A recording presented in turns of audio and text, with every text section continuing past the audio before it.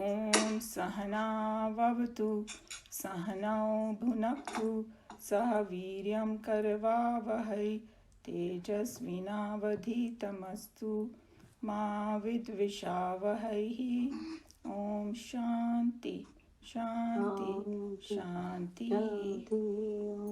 Hari Om Shri Gurubhyo Namaha. Hari Om. Vasudeva Sutam Devam Kamsa Chanuramardanam Devaki Paramanandam Krishnam Vande Jagadgurum. Krishnam Vande Jagadgurum. Can I request everybody to check their mute and unmute, please? And everybody can hear me today?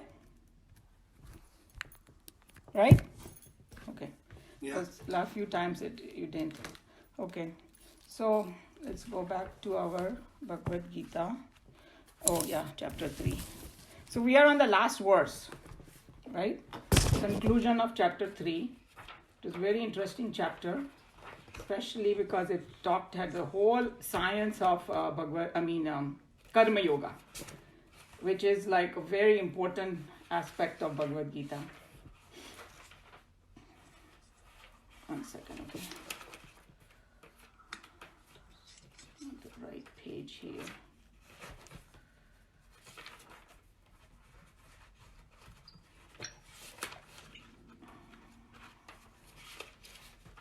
Just give me a minute, okay? Because my books and notes are all over. I didn't put the bookmark like I do every time. And they are all over right now. So just give me a minute.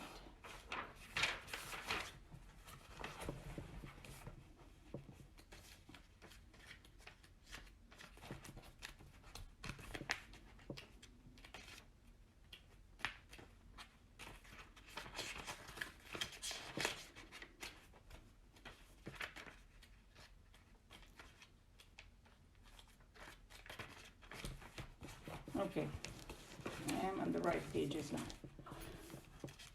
Sorry about that. So, we finished verse 42, and just to remind everybody where we are or what we did last few verses, Krishna Bhagavan was giving the hint for the meditation now, and basically he was saying how between indriyas, our sense organs, mind and intellect, he took us the subtle journey, and then we learned that how mind is subtler than indriyas. Firstly, indriyas are subtler than the body. Then mind is subtler, and the intellect is subtler, and the subtlest is that consciousness, which we kind of don't have the experience, most of us, but it is there, and that is almost like rising above all the others. But you have to take this journey to be able to, the final goal is to go beyond the intellect, but this is the journey that he was talking about.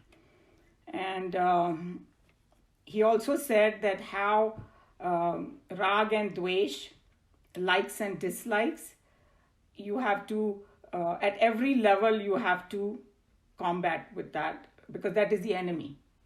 Kam and krodh, he basically said, desire and anger, but the origin of it is from likes and dislikes. We are born with likes and dislikes, but if we come under its sway, then it turns into deeper love and hate.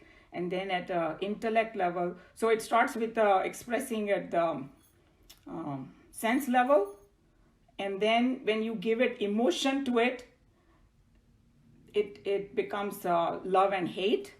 And then at the intellectual level, you start justifying it, it becomes part of your personality, and then it becomes very, very hard. But then he also told the technique of, how you have to start from the senses. Once you know this, once you intellectually understand this through Bhagavad Gita, you start at the sense level, but that's not gonna, like the way one of the Swami explained was really great. He said, if you want to combat with the enemy, if you want to have a war with the enemy, you have to be in a higher position than him.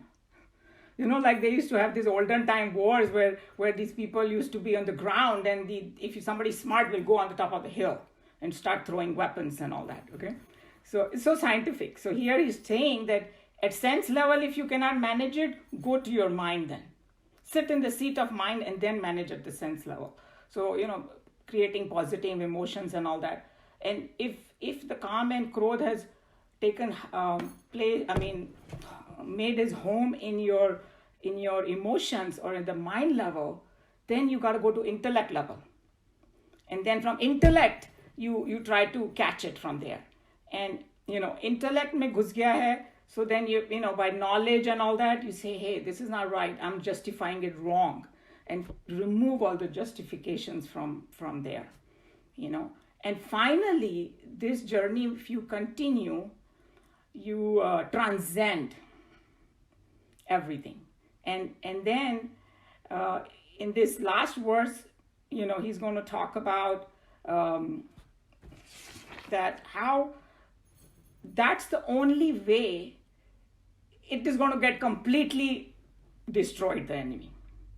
So if somebody wants a complete control over calm and Krodh, then you have to transcend the intellect. But that journey, you have to make it, you cannot suddenly go on that. So you have to take this journey, and that's the whole thing about this particular verse that we're going to do now. Okay. So let me chant the verse. Evam buddhe param buddhva sanstabhyatmanamatmana jahi shatrum mahabaho kamarupam durasadam. Evam is thus, buddhe, then the intellect, param, superior, buddhva, having known, sanstabhyah, restraining, atmanam, the self, atmana, by the self, jahi, slay thou, shatrum, we all know the enemy, mahabaho, we have heard this word, he's calling Arjun mahabaho, a mighty arm, because he's trying to encourage him, hey, you can kill the enemy outside, internal enemy also you can kill, Kamarupam, of the form of desire, durasadam, hard to conquer. So here Krishna Bhagavan is admitting that this calm and Krodh is hard to conquer. So it's not like very easy that, now today I know about my calm and Krodh and boom, it's going to go out. No, it's not going to go out like this. That's why it takes time, and he's given you so many techniques. And he's also calling Arjun Mahabhavo. Through Arjun, he's telling us, hey, each human has a capacity to do it, but we have to learn how to do it. And and he's saying that thus knowing him, here him is that consciousness who is superior to intellect. So superior to intellect, we know, we have learned the journey word is. And then restraining the self by the self. What it means is when you start reveling in that self. And I think that because I'm doing the translation now of that app, so Swamiji was explaining about the meditation that, and I think we have discussed in this class that another way of looking at it is when you are sitting and contemplating on that consciousness and higher self, that's when your vasanas get roasted, and he called it like a seed. You take a seed and slightly roast it, and then you try to plant it in your garden, nothing is going to come out. Even though the seed looks the same because it's lightly roasted. Okay, it's not like burnt and bhasmo ke chala gaya, aisa nahi hai. So our vasanas will stay there, but they won't fructify. So that's what it means. That so you can look at it another way too. So only in that state, the complete calm and Krodh is going to go away. No other way it's going to go away completely, But the journey is from starting from the senses upwards, So that's what this whole verse is about. Anybody has any question, comment, who wants to add a point? Everybody okay with it?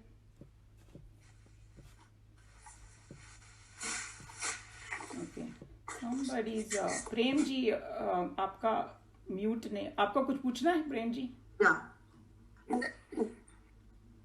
नहीं?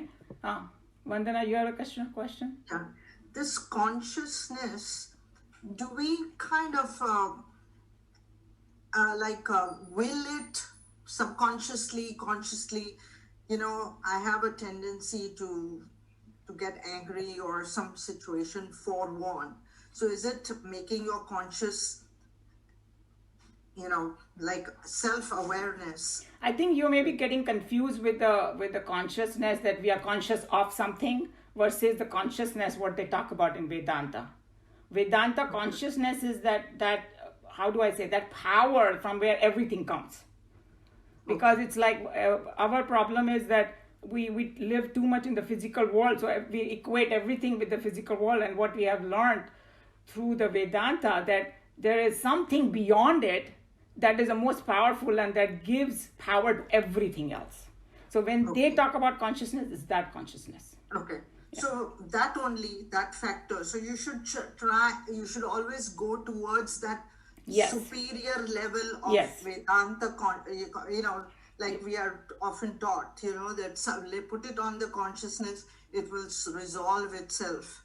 True, but he's telling you that this journey is a slow journey, because what happens is that people, if you have not studied the Bhagavad Gita or the whole concept properly, you will jump into it quickly and you won't be able to get it. So there's a whole process.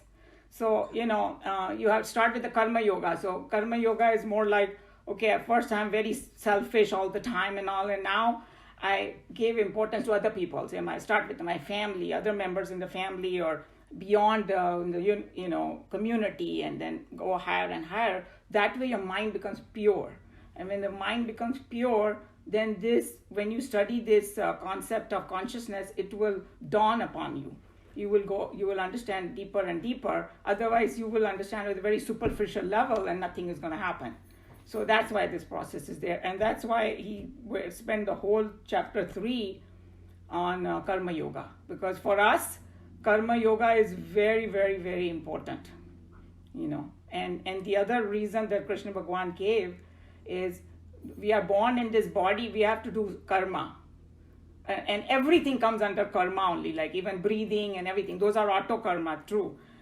But, just to maintain the body also, we have to do karma. We have to take shower, we have to, clean clothes and things like that. So now then he's telling you how to do your karma so that you purify your mind. So it's like while doing everything, and then that will automatically slide you into, upasana, they call it, more and more deeper practices, and then comes meditation, and then comes the final knowledge. So that's what the whole process is. Okay. Thank you. Any other question? Okay, who's gonna read it?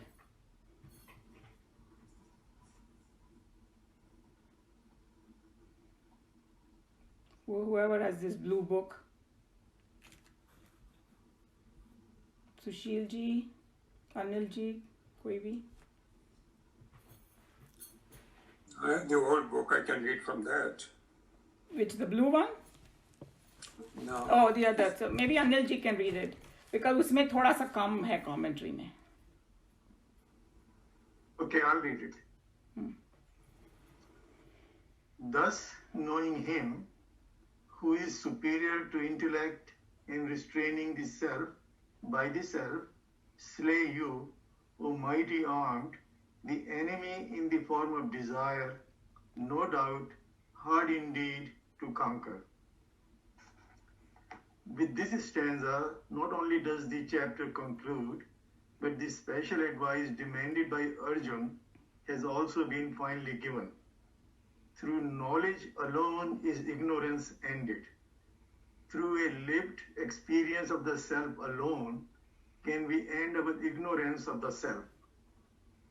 This spiritual ignorance, we have already found, creates desires. The Lord has indicated earlier that desire functions and thrives in the fields of the sense organs, the mind, and the intellect. Through the processes of meditation, when we withdraw from our false identifications with the objects, the mind, the body and the mind, the desire faculty that was till now roaming about and functioning in the outer fields is gathered and established in the intellect. So here, he's telling you that when we don't know the consciousness or we don't revel in it, we are not established in it. That's the right word probably. That's what causes desire. And what over here, desire for us, our purposes, it's a clinging desire that we feel like I'm not complete without certain situations, people, or things. It can be either of the three. And then because I'm just too body oriented and all that, that's why I feel this way. So he's saying until that ignorance is there, that's in Vedanta it's called the spiritual ignorance, if I just stay in this mode. So that's what causes me to think that I need some worldly things to complete me, basically, And so don't equate this desire, I want to eat something, or I want to, like we were saying, simple things that we need. It's not talking about that kind of desire over here. It is that, desire that keeps us awake at night, or waste our time too much, So that's what it is. So until we break that, it's not going to go away completely. And we have discussed that already. Go ahead. This source of desire, as we have said in our is our ignorance. And so when we rediscover in our experience the supreme, the ignorance ends.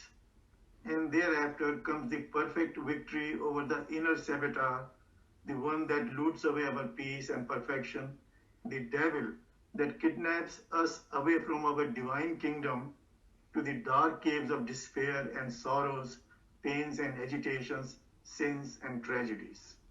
So here, all of us, we have to be now totally convinced that, if we are having a problem, it is something to do with our own mind.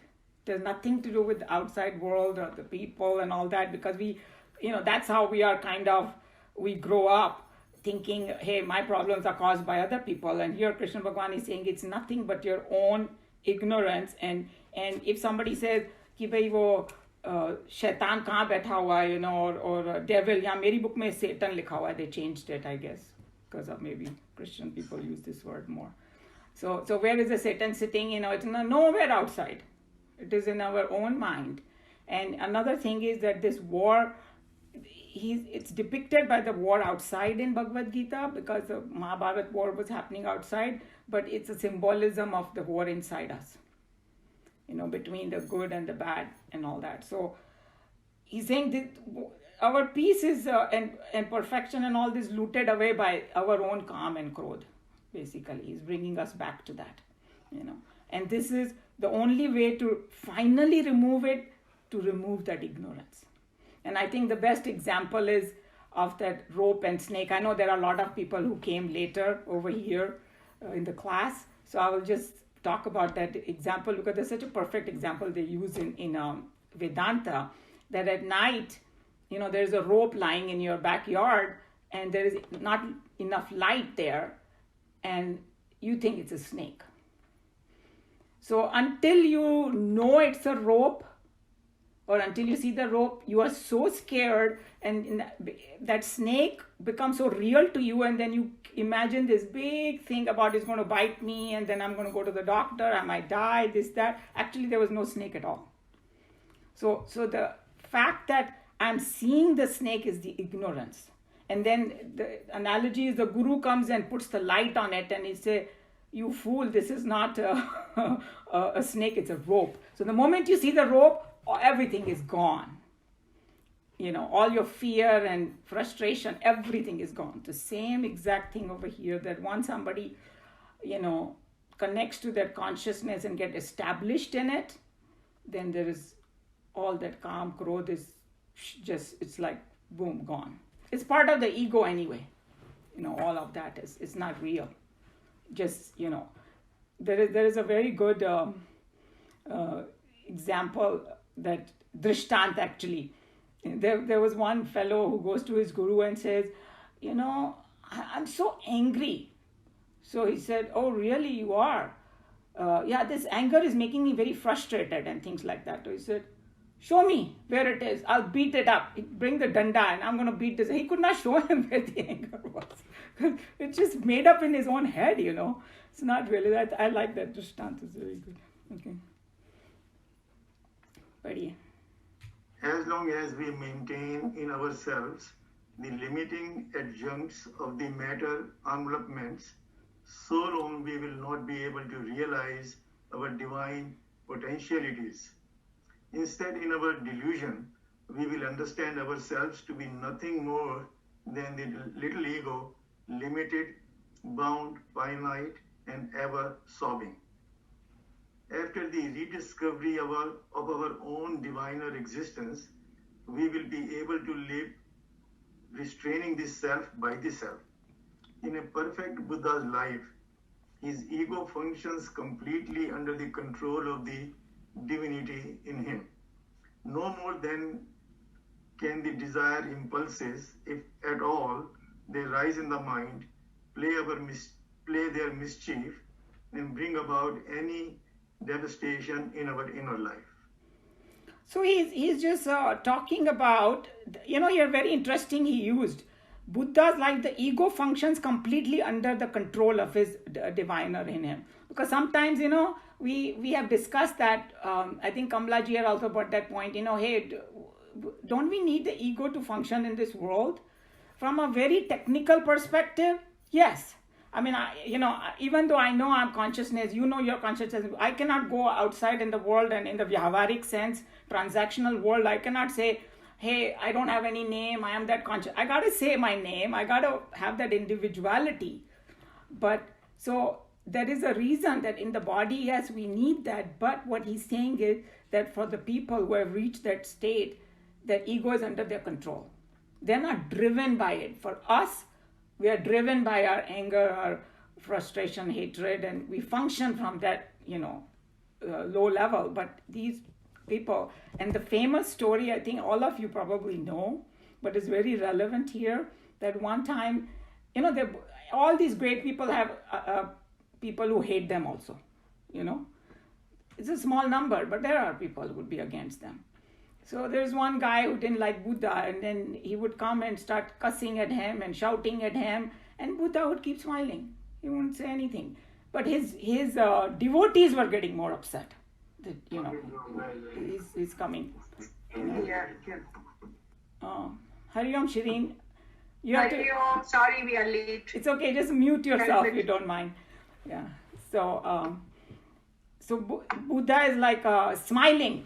He's just sitting shant. Nothing is happening to him. हम लोग को कोई बोलेगा तो हम लोग उसको उठा के दो वापस देंगे, right? We get angry, but Buddha is not. And this fellow, he got so tired of shouting that finally he went home. And then he was just laying down, and then when he was laying down, he couldn't forget Buddha's serene face. So beautiful, and saying, I shouted at him so much, and he's not phased at all. What is he made up of? So then he goes there next day and he asks Buddha that, hey, I shouted at you. How come you didn't react? So then instead of giving the answer directly, Buddha says, okay, tell me one thing. If you have eaten some very nice food, complete satisfaction you have, you're filled till here, and then somebody brings you another plate of good food, will you eat it? He said, no. Somebody brings you another plate, second plate, which is not such a good food. Will you eat it? He said, no. So why? Because I'm full. He's saying, that's what I am. I'm just feeling so happy within myself. Whether somebody praises me or somebody gives me gali, it doesn't matter to me. I think that's the state he's talking about over here. That, you are just reveling in that self where you feel so complete that you don't need anybody's approval, or you don't get upset if somebody says something bad, or you just don't go on the seventh cloud when somebody is praising you. That's the state is our goal, actually. That's what he's talking about. I heard the same story, but a little differently. Bolo. That Buddha, after the guy left, he said, his disciples said, how come you are not upset? And he said, if somebody gives you something and you don't take it, Yes. you have to take it back with him. He's saying, I didn't accept it. True. So there are several versions of it. All of them have some good drishtant in it for us to learn. And one version is that, Buddha said, hey, you're giving me something. You're not taking from me. And it's my choice whether I take it or not. Or he said, like, if somebody gives you a gift and you don't take it, who does it belong to? So he said, to the person who gives. So he's saying, I didn't take your galis, so it belongs to you now. Take it back home. Lot of interesting versions. All of the conclusion is, it didn't affect him. That's what the conclusion is. I want to ask you a question here.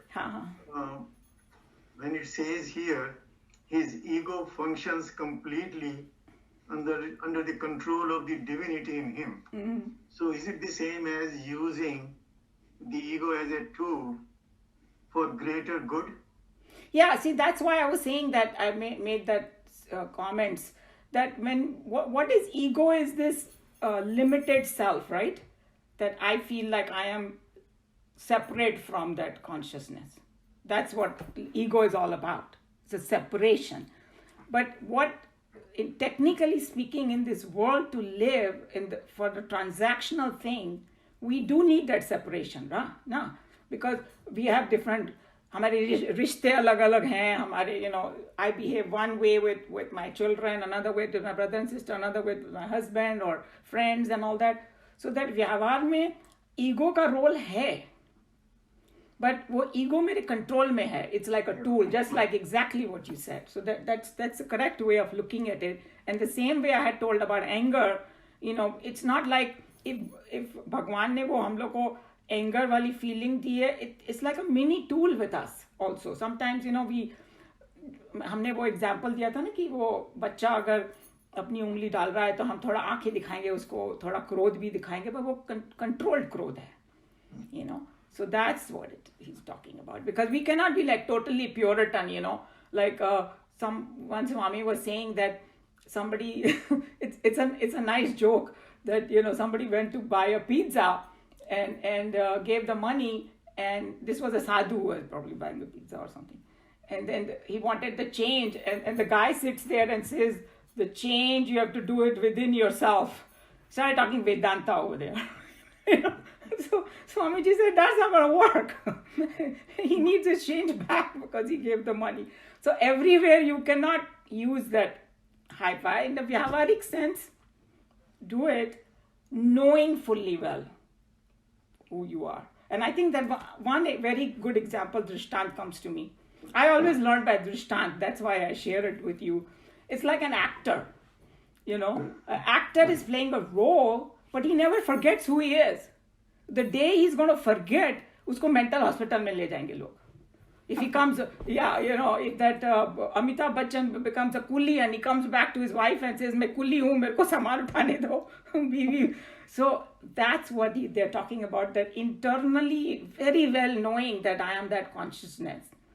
But I'm just playing this role that I've been put in, that's it. That's what it means. Does that make sense? Anilji? Yeah.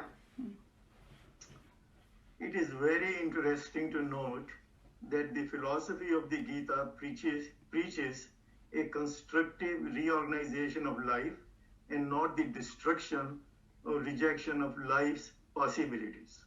So this is just what you explained. Yeah. As long as you have total control over it. Yes.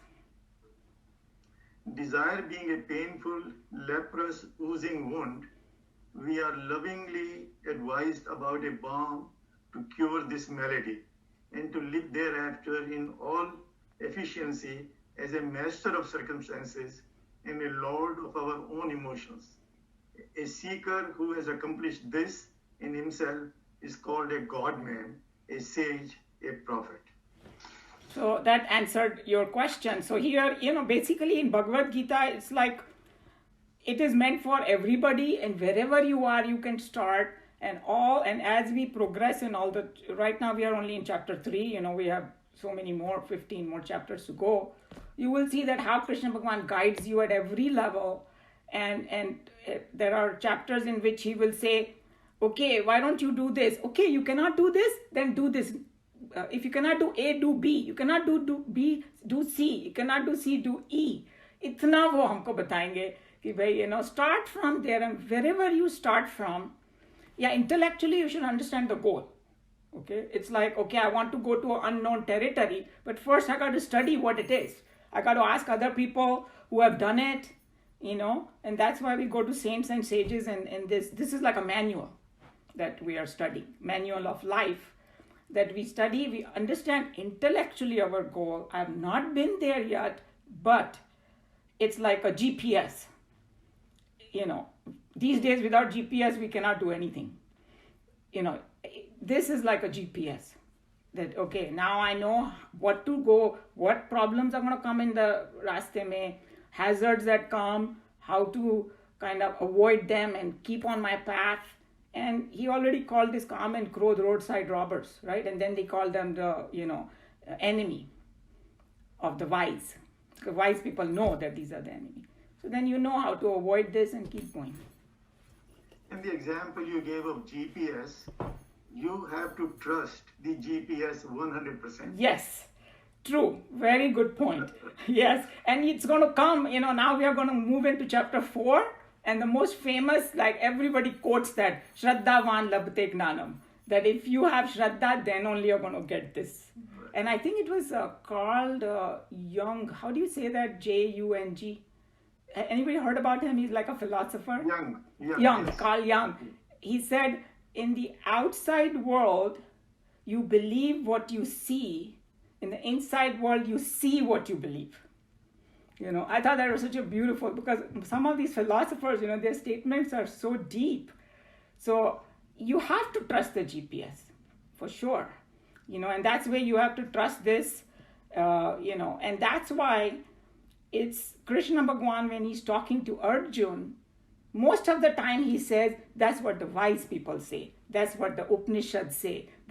Because he's not claiming it, hey, I just made up this story. No, it's been time tested for centuries. That's why we have to trust it. True, that's a very good point. Anybody has any question? Comment here. Sheila. I want to explain a little bit about what does explanation a little bit more about Kam. What is how you mean desire? Kam and Krodh wala Kam. Yeah, that's what I meant. Yeah. So Kam is a desire, and uska detail में उन्होंने explanation दिया chapter 2 में. We call it ladder of fall. So ये क्या है Kam? It is something like this. It starts with a wrong thought. Let's take an example of a teenager wanting something. So उसके दिमाग में ये आएगा, he saw it on the TV, or my friend has it or something, say iPhone 12. फिर वो सोचेगा, so that उसके बारे में एक बार ख्याल आया, फिर वो उसके बारे में सोचता जाएगा, right? तो उसको उसने पावर दे दिया. फिर वो ऑब्सेशन बन जाएगा उसके दिमाग में कि मेरे को चाहिए ही चाहिए बस. उसको नींद नहीं आएगी रात को. फिर वो सुबह उठ के अपनी मॉम को बोलेगा, डैड को बोलेगा मुझे चाहिए, और डैड और माँ बोलेंगे no, you are not ready for it, you are too young और व्हाटएवर. और उसको क्रोध आएगा. Okay, so it turns, the same thought has turned into a clinging desire. एक storm जैसा बन गया है. And now अगर उस desire के रास्ते में कोई और आता है तो फिर वो क्रोध आ जाता है उसको. और जब उसको क्रोध आएगा तो फिर वो उसकी मेमोरी लूज हो जाएगी. देखो उसकी जो मेमोरी को, यहाँ पर ऐसे नहीं कि सारी मेमोरी वाइप, नो, यहाँ पर मेमोरी का मतलब ये है उसका जो उसके माँ बाप ने उसके लिए जो किया होगा अच्छे काम, वो भूल जाएगा. वो उसका रिश्ता भूल जाएगा माँ बाप का. He will start lashing at them, saying bad things to them or things like that. और उसका विवेक खत्म हो जाता है. So उसका डिस्क्रिमिनेशन, जैसे संस्कृत में विवेक बोलते हैं, इंग्लिश में बोलेंगे discriminative power. And then he acts like a, not like a human being anymore. When we are very, very angry, somebody said, go look in the mirror your face. You won't recognize it, or just whatever you say when you are angry, if somebody has taped it or something and you hear it back again, you will be horrified because तुम्हारी विवेक बुद्धि चली गई वो time पे, because your memory is gone. So उसको बोलते हैं काम यहाँ पे. हाँ, so और काम और क्रोध, उसको भगवान ने बोला है कि काम and क्रोध are same thing of, let's say, एक ही coin के दो sides हैं. It's not different. It's the same energy of your desire that has turned into क्रोध. So जब हमको गुस्सा आता है ना, तो be very, very sure there is some kind of desire behind it. And it doesn't have to be material desire. Huh? It can be a desire of a situation, I want it like this, a particular way, or I want somebody to behave in a certain particular way. That's also called a desire only. And that also comes under calm. Oh, okay. Thank you very much. Yeah. It's explained me very good. Good. I have one comment. Yes. Sure. So, calm is an energy, and desire to find God is also calm. In the beginning, true. No, I mean, that could be one of the aim you have. And you can get angry when you cannot find him also. True, 100% true. That's why you have to drop that desire also. That is why Vairag and practice of Vairag is the most important one, so that you don't get affected by that. That's an excellent point, and that's coming in chapter 5. Chapter 5 is all about sannyas, and it is telling you the true definition of sannyas. Sannyas doesn't mean सब कुछ छोड़ छाड़ के एक भगवा वस्त्र पहन के पेड़ के नीचे बैठ जाओ. No. He's called a sannyasi who has dropped the likes and dislikes. That's the definition he has given of a sannyasi. So what Joy is saying is coming. In fact, I was going to just tell a few things that are going to be in chapter 4, like giving an advertisement of chapter 4, so everybody has excitement about it. But before that, we will, any other thing anybody has about this verse? This last verse bolo ya ending jo iski hoti hai na, Om Tat Sat Iti. So because we finished it, so I'll chant that, and you can read it with me in your own homes if you have the book. Om Tat Sat Iti Srimad Bhagavad Gita Su Upanishadsu Brahma Vidyayam Yoga Shastre Shri Krishna Arjuna Samvade Karma Yogo Nama Tritiyo Dhyayah. So what it means is, Om is that consciousness. So like Vandana was asking about the consciousness, this is a symbol of consciousness. Just like you have alpha, beta, theta, whatever in science, they have symbol. Here they say symbol of consciousness is Om. So if somebody says, what is Om? That's what it is. Okay. Tat Sat Iti. Tat is that. And in Vedanta, consciousness is referred as that also. Okay, this body we say this, and that is that, like that.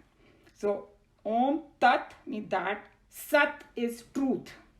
It's talking about that ultimate truth. And in Vedanta, truth is which remains in all three periods of time. It was there before, it is there now, it's going to remain later. Whereas all this physical phenomena, no matter, even if you have the sun or a moon, or all of them are transient. We all know from the astronomical point of view. So Sat means that remains in all three periods of time.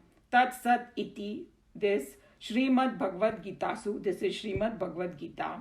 Upanishad Su, it's telling you it's the essence of Upanishad. And so Upanishad is the essence of Vedas, and all the Upanishad put together, Bhagavad Gita is essence of the Upanishad. That's why it has had such a huge importance in our Sanatana Dharma. They said, if you study Bhagavad Gita thoroughly, it's as though you have studied all the Upanishads and you know what is the Sar of Vedas. And some people call it another Upanishad also, the status. Brahma Vidyayam, what is the subject of it? The subject is Brahma Vidya, means the knowledge of that consciousness. Or the, wisdom you can call it. Now we know the difference between wisdom. It tells you the wisdom also. So Brahma Vidya is the subject. Yoga Shastra is the technique how to get there. So it tells you the knowledge, and it tells you the way to reach that knowledge. That's called Yoga Shastra. So when they say yoga word in the West, it's only some people, the only imagination they have is doing some asanas. That's it. No, that's not what the meaning is. Yoga means to join with the higher. So there are various ways to join with the higher. And each chapter is connecting you to the higher and higher. And somebody might say, hey, the first chapter was Arjuna Vishada Yoga, yoga of Arjuna disease. How can his Vishad become the yoga? It did become the yoga for him because in that grief, he wanted to connect to the higher. He surrendered to Krishna Bhagwan. So even that is a yoga only. Even your grief can become a yoga. So that's what Yoga Shastra means. Shri Krishna Arjuna Samvan is conversation between Shri Krishna and Arjuna. Karma Yogo Nama. This is the name of the chapter. Tritiyodhyaya. And then we are told that in olden days they didn't have a written thing. There were no books. They only did it orally. So that when the teacher would have them memorize, how will they know the chapter ended? That's why they had to put this in the end of every chapter. But now it's a very nice reminder for us. So that's the meaning of this. Anybody has any question about the meaning? I want to tell a little bit about the ego and the intuition. Yeah, sure. So here they've said very nicely, like the ego, you only perceive the outside world. And with the intuition of the soul, you understand the inner world. And they're comparing it like the electricity. Like you see the light in the bulb, that is like our intellect. And everybody can see that. But the current behind, nobody can see that. And the current is there. And the light will not function without the current. But the current is always there, though we can't see it. So the soul is also there, but though we can't see it. And the intellectual also will not function without the soul. Yeah. Or without the intuition. And this thing, so that's more and more we are able to, be more and more intuitive, listen more and more to our inner guidance. Then we'll become more wise and then we will act truthfully and our desires will also go away. So I thought is a very good explanation about the ego and the intuition of the soul. True. So the electricity example is always very, very good. And another thing that it helps us is that electricity is one. Whereas, Yes. There are bulbs can be, or electrical equipment can be thousands and millions around the world. And same way us. We can be, different bodies, but the consciousness is one, just like the electricity. So this kind of concludes the chapter 3. So there's only like some time left before we go to so I thought I would just say all the different things that we are going to encounter in chapter 4. I already said that how Krishna Bhagwan reveals his spiritual identity first time in chapter 4. And Arjun had a doubt. He didn't want to believe him. So, and then I discussed that the actual surrender happens in chapter 11. But anyway, usko pata to chal gaya ki bhai, something more is there. He actually tells him that he remembers all his births and his is a divine appearance, and then he also says how he comes, making his Maya under his control, he comes, takes up the body and all that. And then also the most famous verses, Yada Yada Hi Dharmasya. All the TV serials they always have that, why does he come? And one of the explanations that I like very much, which I probably had shared with you, that एक संत ने बोला कि उसने factory लगाई है तो कभी ना कभी तो देखने आएगा कि नहीं क्या हो रहा है यहाँ पे so कुछ गड़बड़ होता even though he lives in his own abode, this is just a way of poetic way of expressing, but I think it's beautiful that he comes. I think that some background noises are coming. Can everybody check their mute and unmute, please? I think Vandana, you did it. Okay. So that's going to come in it. And then different paths are going to come. Remember we were discussing that some people want direct, some people want indirect. So Bhagavan is going to reveal in the next chapters systematically that how, even if they are seeking something in the world, behind that they are seeking me only. Okay? It is like so interesting that one of the, somebody asked the Guru that you are telling me that even Ram, they said, Sabhi Ram ko सभी को राम चाहिए. Okay? So उसने बोला अच्छा ऐसा कैसे हो सकता है, तो रावण को तो राम नहीं चाहिए था. How can you say that everybody wants Ram? That's not a correct statement. But obviously he knew गुरु ने बोला है तो कुछ आंसर भी होगा गुरु के पास. तो उसने बोला अच्छा ये बताओ सब लोग को क्या चाहिए दुनिया में. तो सोच के we want to be happy, we want to feel blissful, that's what the goal is. और जितना भी हम लोग करते हैं, काम वाम जो भी करते हैं, एंड में सभी रहते हैं हमको शांति मिले, सुख मिले. तो बोले कि राम का डेफिनेशन क्या है. Ram is nothing but Satchitanand. That's all Ram is. So Ram means, Sat means that you want, existence forever, infinite time. Chit is conscious. You don't want to be happy when you're sleeping or something. You want to be conscious of it. And he was just way of explaining that I want to be happy when I'm awake, So, consciously happy. And Anand, your bliss. Saying that Ravan also wanted the same thing. He just didn't know where to look for it. He didn't know that Ram itself is that.